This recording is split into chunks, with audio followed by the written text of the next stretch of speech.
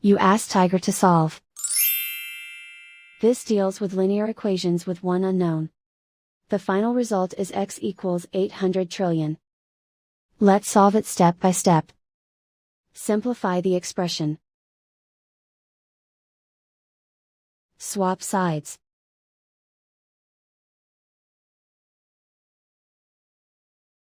Isolate the x.